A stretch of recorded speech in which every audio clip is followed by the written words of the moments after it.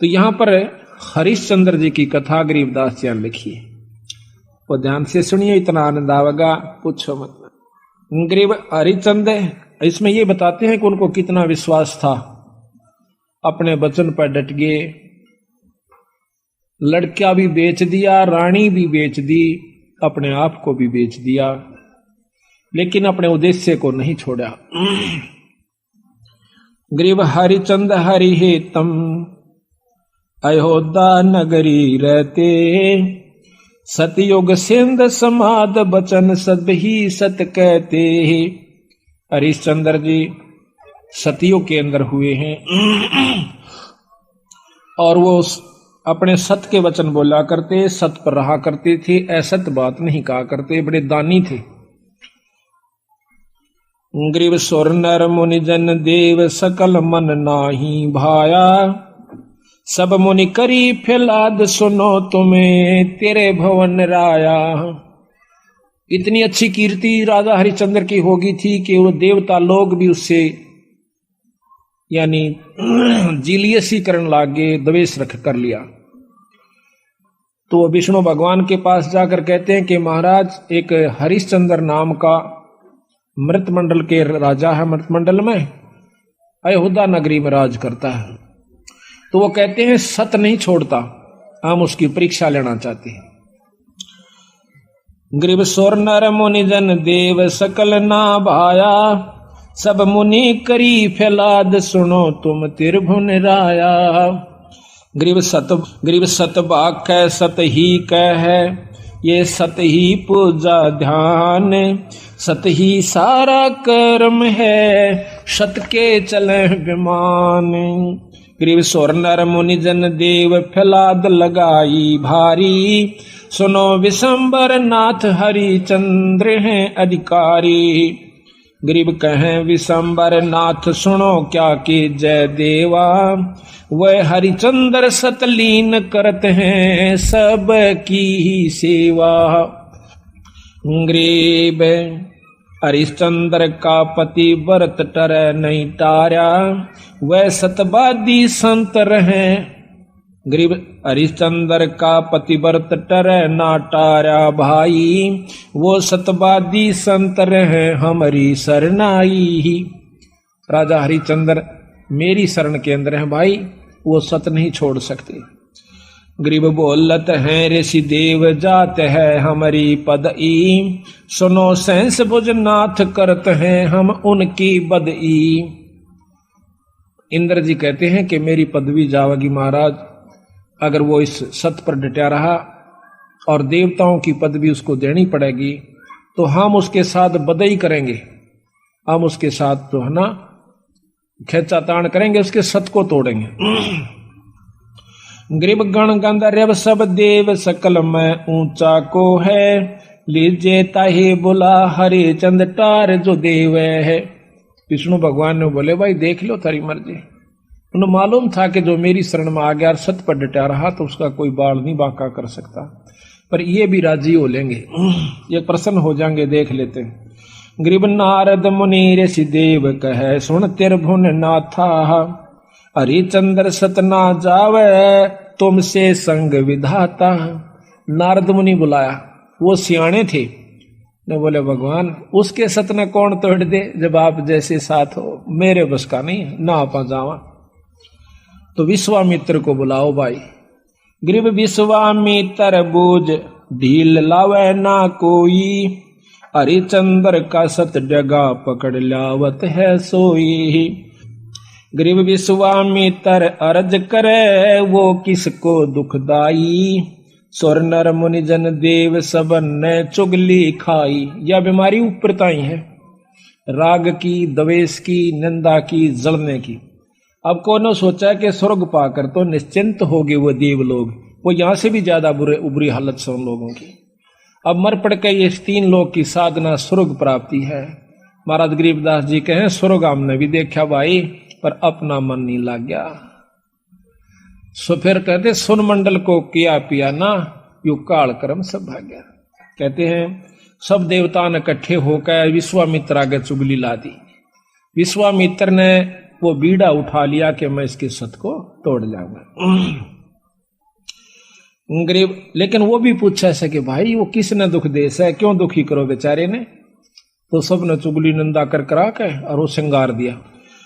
गरीब सबे कहें ऋषि देव हरिचंद जो डगाई, विश्वामित्र आण बीड़ा जो लिया उठाई।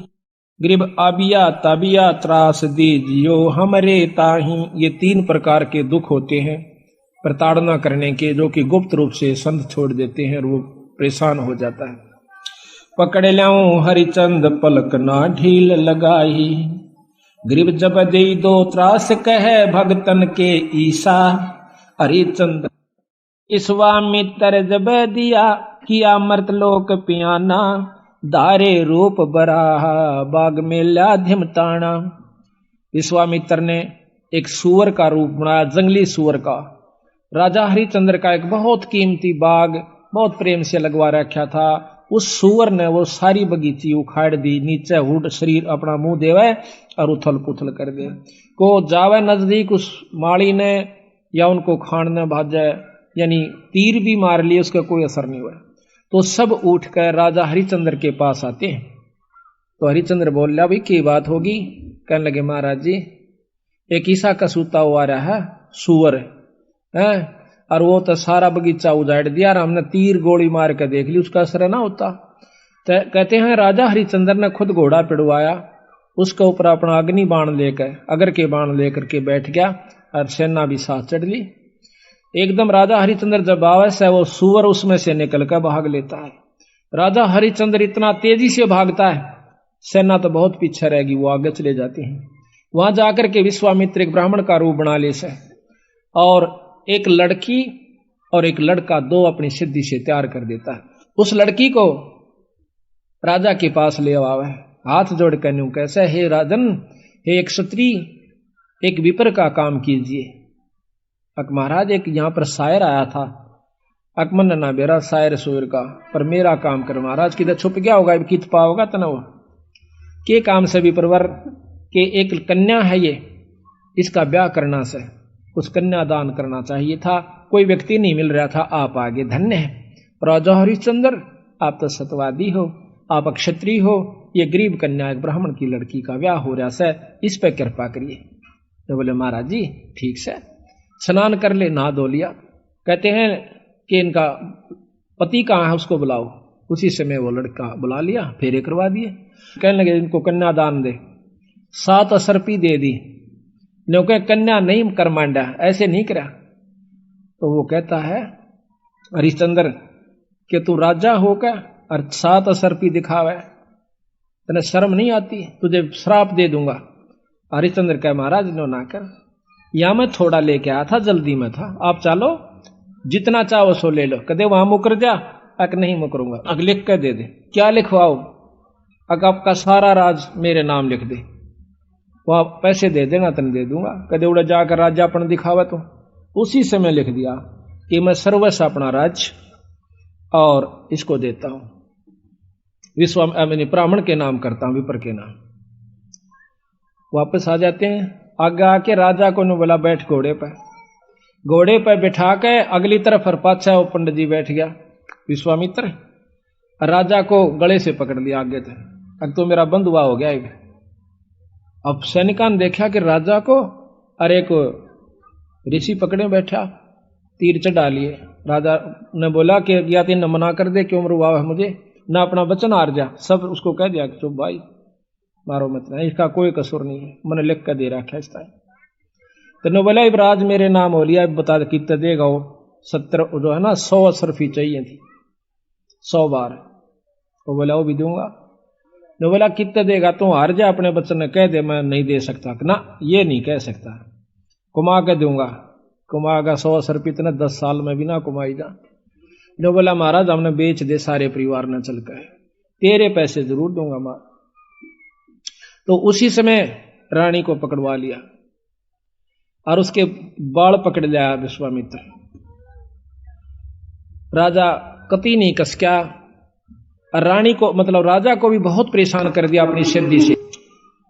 तो फिर भी ने बोला विश्वामित्र के अब भी राजा अपने वचन ने छोड़ दे, मैं दोनों वन छोड़ दूंगा। कहते हैं वो रानी कहती है कि महाराज नजर नजरा में ऐसे ढंग से कह रही है कि वचन मत हारना, वचन साधन नहीं है, और चाहे जीत मर जाओ पर आप वचन नहीं हारांगे। रानी ने भी ये प्रण करके यानी इसको सहारा दिया, उसको ले जा करके काशी में ले जाता है, अयोध्या में चौकी बिठा दी यानी अपना राज बिठा दिया। अयोध्या में आकर के उसको बेचता, काशी में आकर बेचता है। राजा लड़के को और रानी को एक ब्राह्मण ले लेता है हर हीरा नाम का, 50 बाहर के अंदर 50 जो भी असरफी थी या जो न देना था उसके रूप में। फिर आप जाकर के एक भंगी के पास जाता है, वो कहता है कि तूने मुर्द फरोश का काम करना पड़ेगा। क्या काम है महाराज? कि जो भी आवे मुर्दा उससे कफन उतार लेना ना, उसको 100 रुपया लेना है उससे टैक्स का। बोला अच्छा जी ठीक है, अगर छोड़ दिया तो तेरे से ले लूंगा। बिल्कुल नहीं छोड़ूंगा, ठीक है। कई दिन तक भूखा बाणा बैठा रहा। एक कहते हैं हफ्ते के बाद वो कालिया नाम का झिमर मुर्दफरोश वो आता भंगी वहां पर, कहता है कि हरिया कहा महाराज तेने भोजन नहीं खा रहा? महाराज आपने भोजन की कही नहीं थी। कहाँ खाऊं? ओ तेरे की, एक दुकान बता दी कि वहां से ले आ और अपना खा लिए, पैसे का हिसाब मैं आप कर दूंगा। तो वहां जाकर के वो क्या करता है, भोजन ले लिया एक व्यक्ति का। इतने में विश्वामित्र आकर एक भिखारी का ब्राह्मण का रूप बनाकर कहता कि महाराज मैं भूखा सा, भोजन दीजिए। तो कहने लगा विप्र आधा ले ले, भला हो तेरा सारा दे दे, मैं तो भूखा मरू सू, आधे में काम नहीं चला विप्र राजा महाराज। कहते हैं हरिचंद्र ने वो सारा उठा कर दे दिया, नौका में बैठ गया। अगले दिन फिर जावस है 2 आदमियों का ले आया, 3 का। कहते कोई मांगने वाला आ जाए उसको भी देना होता है। अगले दिन फिर आ गया, आके ने बोला महाराज भोजन दो, हम क्या खेती करें हैं आपका आसरा से। कहने लगा विप्र आज बहुत लयास हूं, आधा ले ले। नहीं महाराज सारा दीजिए। इब कबीर साहब कहते हैं वो नरता मुए जो पर घर मांगन जा, अरुण तो पहला वह मरे जो जा मुख निकसे ना। न बोला ले भाई ले जा। 15 दिन बीत गए, रोटी नहीं खाई, दुर्बल शरीर हो गया। और उधर से रानी आती है पानी लेने के लिए ब्राह्मण का, और उस घाट पर जब वह पानी भर आई तो उठा को नहीं घड़ा। रानी कहती है कि महाराज ये घड़ा उठवाइए। और न बोला रानी कमाल कर रही है तू, ब्राह्मण के घड़े का एक भंगी हाथ लावे, मेरे बस का नहीं, इसमें अंदर बढ़कर उठा ले पानी का मां बढ़कर। यहां थोड़ी सी विपरीत कथा हमने सुनने को मिला करती थी कि घाट पर रानी पानी लेने गई थी कुएं पर, और वहां पर यह भी आ गया था पानी लेने के लिए। नहीं, ये गलत है। गरीबदास महाराज ने जो लिखी है वो सत्य है, क्योंकि इन लाखों वर्ष पहले की रामायण भी ज्यों की तो मिलती है बंदी छड़ की। तो वहां पर रानी आई थी पानी लेने की खातिर, तो हरिचंद ने कहा कि अंदर पानी में डुबकी लगा करके घड़ा उठा लीजिए। घर आ जाती है। कुछ दिनों के बाद लड़का रोहतास उस पंडित जी की खातिर फूल लेने जाया करता था। वो रोजाना फूल ला करके पंडित जी को दिया करता था। वो अपने देव के ऊपर, अपने इष्ट के ऊपर पूजा किया करता था। एक दिन कहते हैं रोहतास फूल लेने के लिए जावा है, विश्वामित्र वहां पर एक सर्प का रूप धारण करके वो छोरे को डस लेता है। तो पड़ा पड़ा रोहतास ने कहा ऐसा कि माली मेरी मां ने जिक्र ना करिए भाई, पंडित जी ने बता दे जाकर। वो भाग्या जावस है। अब पंडित जी चाड़ा हो गया कि हो गया कि वो लड़का किसका था भाई, रोहतास नाम बतावस है, और वो तो सांप ने डस लिया और मर गया भाई। उसी समय भाग लेता है वो हरिहर पंडित जी हर हीरा लाल का, और इतनी सुन ली उस लड़की ने भी, यानी उसकी मां ने भी रोहतास की ने कि छोरे का तो सर्प लग गया। वह भी भागी आवस। बुरी तरह वो ब्राह्मण छोरे ने छाती लाकर रोया है कि बेटा कौन हुई रोतासिया। तो कहते हैं रानी ने बोली महाराज ए पिताजी रोआ मत ना, कि ताने जाने हंस है क्यों चिंता करते हो। उस माँ ने उस ब्राह्मण का ढाढ़स बढ़वाया कि ये तो आना जाना खेल से, रो मत ना महाराज, हम सब ने जाना से, हमारे साथ होनी थी सो होगी, कोई बात नहीं। अब वहां से लेकर के वो लड़के का कफन उसके ऊपर लपेट के कपड़ा चल देती है। अब गरीब की गेला कौन जा, हरी हीरा और 2-3 जने वो जाते हैं, जाकर के मर्द घाट पर लुटा देती है, फूकण की तैयारी करे से इधर उधर से लकड़ी तैयार करके। तो इतने में हरिया आ जाता है। हरिश्चंद्र कैसा कि माई वो दे टैक्स 100 रुपया काट। तो वहां पर वो कहती है कि महाराज ये आपका बेटा रोहतास है, अग मेरा कोई पुत्र नहीं है, और मैं आपकी रानी सू, कोई पुत्र नहीं, मेरा कोई बेटा नहीं, 100 रुपया दे दे। तो बोली चाला कर रहे हो कि यहां पर मैं किस पे लाऊं, इस नगर में मैंने कोई जानता भी को ना, और ना मेरा कोई भाई।